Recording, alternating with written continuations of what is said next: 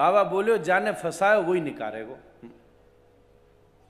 अब बाबा सो बाबा खड़ो रहे हो, सबरे चले गए, घंटन है गए खड़े खड़े खड़े खड़े। वैसे एक बात बताऊं, अड़वे वाले कोई कृष्ण मिले महाराज, थोड़े दिन के टाइम बुखार वाले ने नहीं मिले महाराज, खड़ो रहो बाबा जी ने कितनी देर।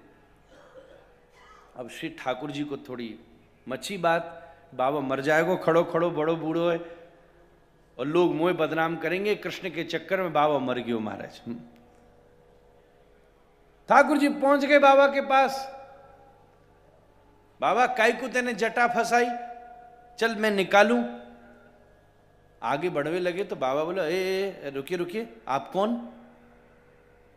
आज तक श्री कृष्ण से यह प्रश्न किसी ने नहीं किया कि आप कौन। बोले मैं कौन? बोले मैं वही हूं जिसको तू बुला रहा था। बोले मैं कैसे मानूं कि आप वही हो? बोले ये रहा मोर पंख, बोले ये रही बंसी। बोले 10 रुपया के मिले बंसी। मुझे तो लग रहा है कोई रास में नाचने वाला लड़का है, कलाकार है, मैं तो नहीं मानूं तू कृष्ण है। प्रमाणित करो कि तुम कृष्ण हो, तब हम खुलवाएंगे जटा, नहीं खुलवा में बड़ो झंझट।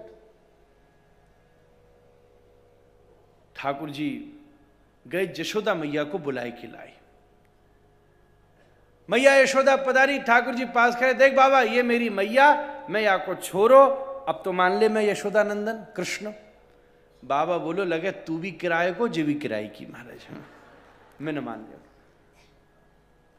सवरे सखा मंडली बुला दिए, बाबा मानवे कोई तैयार नहीं, हम न मानने, हम मानेंगे ही नहीं कि तुम कृष्ण। अब तो एक ही ठौर बची महाराज,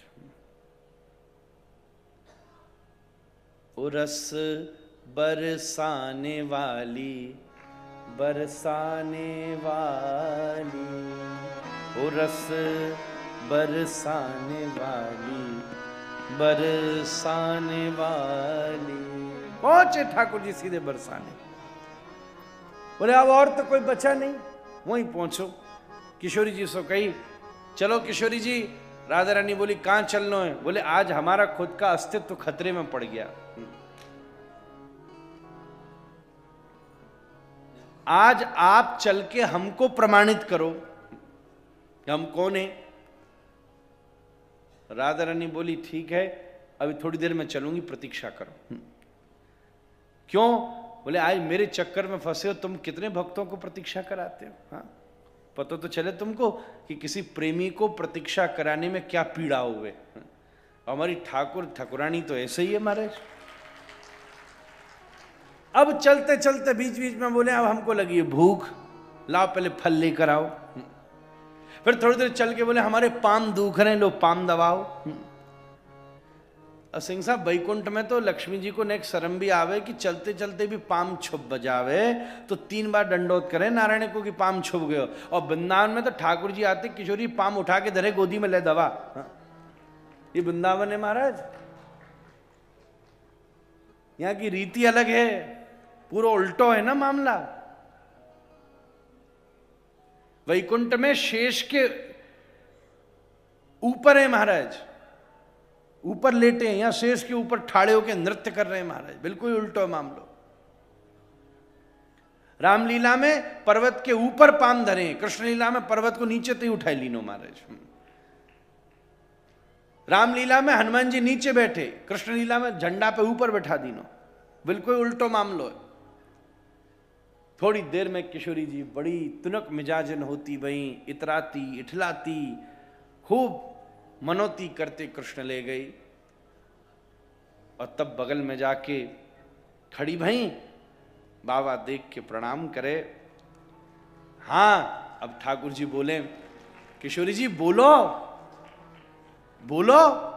तब किशोरी जी प्रेम से बोली हाँ बाबा। क्या बोली? बोले यही राधा रमण है महाराज। नाम कैसे ले मैं? बोले यही राधा रमण है।